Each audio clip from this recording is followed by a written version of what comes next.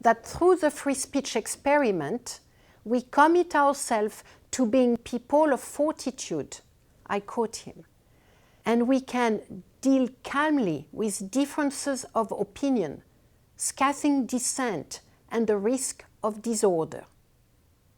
We are people of fortitude through freedom of expression.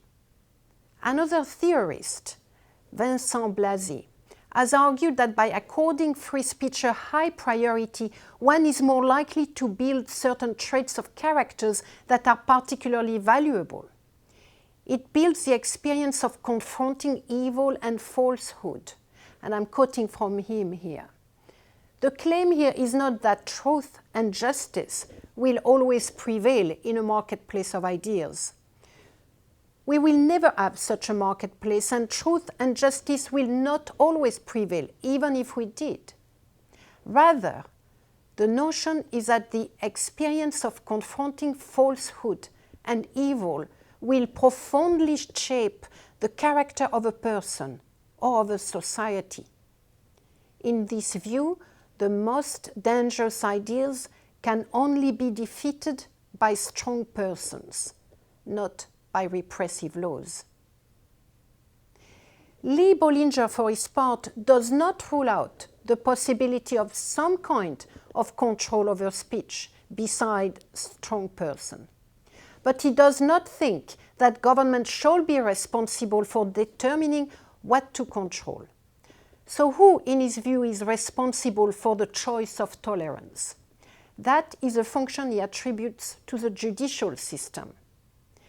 Why? Because in his view, the judicial process gives those opposed to speech an institutionalized, and I will add myself, safe method of objecting to the speech. And thus, at least partially, it gives them the opportunity of explaining and giving meaning to their position. Judges serve the function of taking over the decision to permit or not the speech to go forward. The limited number of voices who pronounces the reason for tolerance makes a coherent explanation more feasible. That is from Lee Bollinger.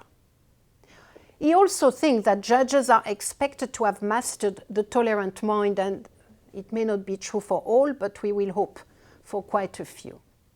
Finally, he thinks that the judicial process is a much better process than left with the legislative because of the intolerance impulse of most politicians and of the political process in general. This is a complex theory which I cannot summarize in a few minutes, but luckily we have had the opportunity to interview Lee Bollinger himself on his theory, so I will invite you to refer back to the additional video to find out more about the tolerant society and freedom of expression. But let us turn now to the fourth argument in favor of freedom of expression. It is essential to a self-governing, meaning democratic society. It builds democracy. This has become the most often quoted argument in support of freedom of expression. Indeed, it is the most widely referred to by courts and policymakers around the world. Freedom of expression is essential to democracy and the exercise of democratic principles and values. American constitutional scholar Alexander Meiklejohn has particularly put forward this argument.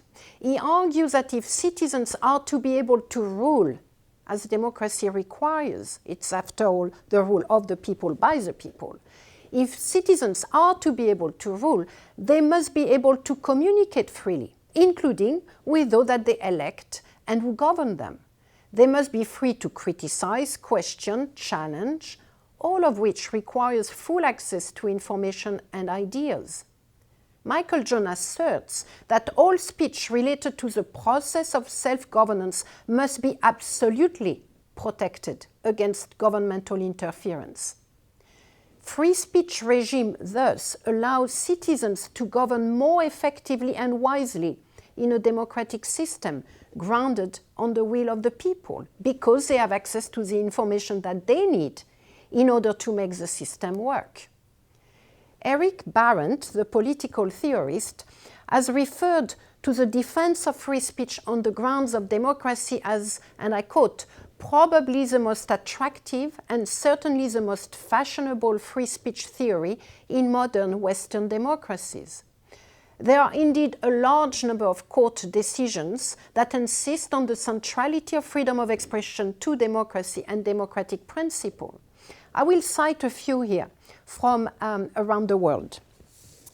Let's begin with Europe and the European Court for Human Rights, which in one of its judgments said, freedom of expression constitutes one of the essential foundations of such democratic society, one of the basic conditions for its progress and for the development of every man. It is applicable not only to information or ideas that are favorably received or regarded as inoffensive or as a matter of indifference, but also to those that offend, shock, or disturb the state or any sector of the population. Such are the demands of that pluralism, tolerance, and broad-mindedness without which there is no democratic society. It's a very important statement here, and one that I will return to over and over again over the next few weeks. Now let's move to Latin America. The Inter-American Court of Human Rights has also recalled the democratic significance of freedom of expression, and it said, I quote, freedom of expression is a cornerstone upon which the very existence of a democratic society rests. It is indispensable for the formation of public opinion. It is a condition sine qua non for the development of political parties, trade unions, scientific and cultural societies, and in general, those who wish to influence the public. It represents, in short, the means that enable the community, when exercising its opinion, to be sufficiently informed. Consequently, it can be said that a society that is not well informed is not a society that is truly free. And then let's move to Africa, the Supreme Court of Appeal in South Africa.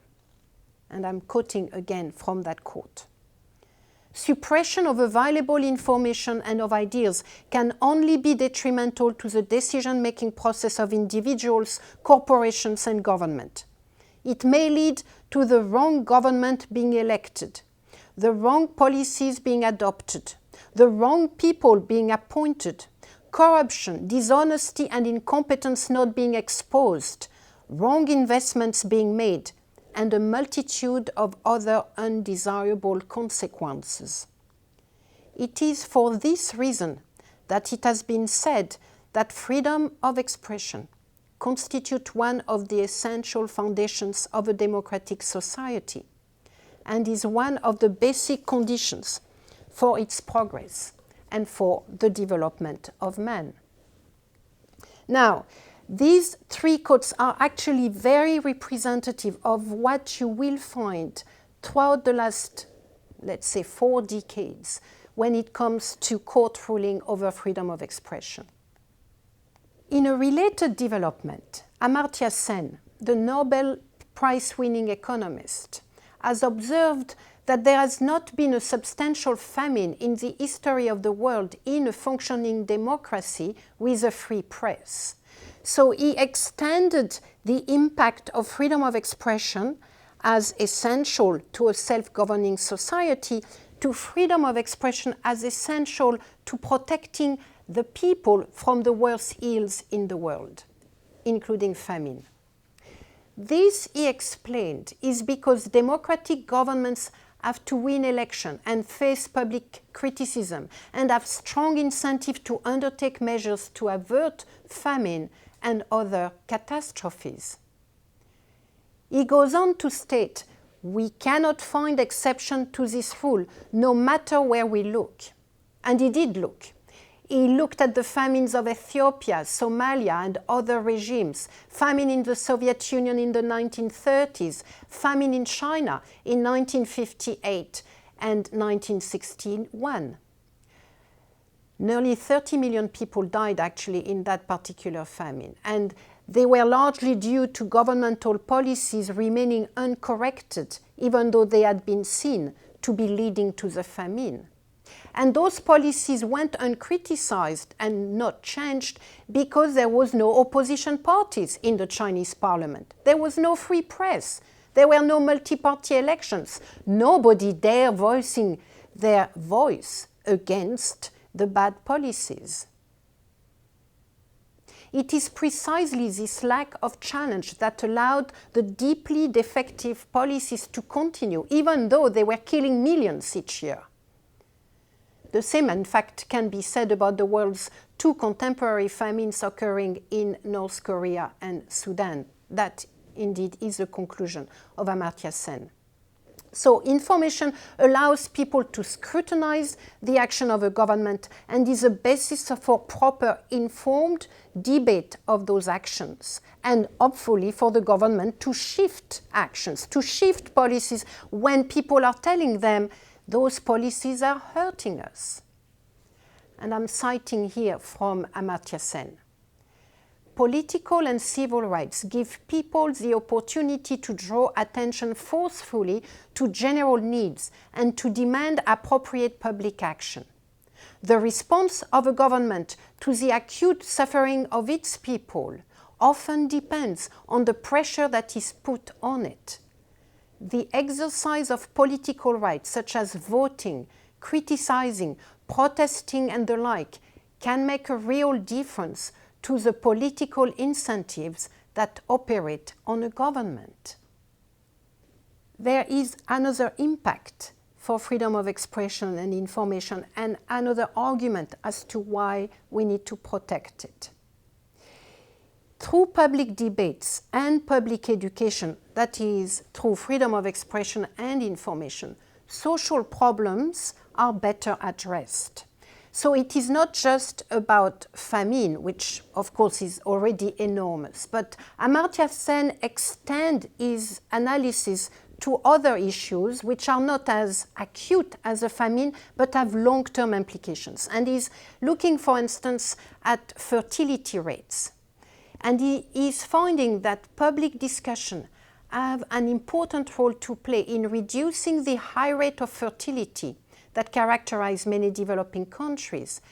Looking at India, he found that there was substantial evidence that the sharp decline in fertility rates in India's more literate state had been influenced by public discussion of the bad effect of high fertility rate on the community at large, and in particular on the life of young women. So access to information, access to freedom of expression, public debates have a general and important impact on any kind of social issues, including those that have direct impact on people's life or on a society. So to sum up, this segment was a brief introduction into complex issues in philosophy and political theories. Freedom of expression teaches tolerance and builds tolerant societies. At least this is the experiment. It is also essential to self-governing societies, meaning to democracy. This last argument has become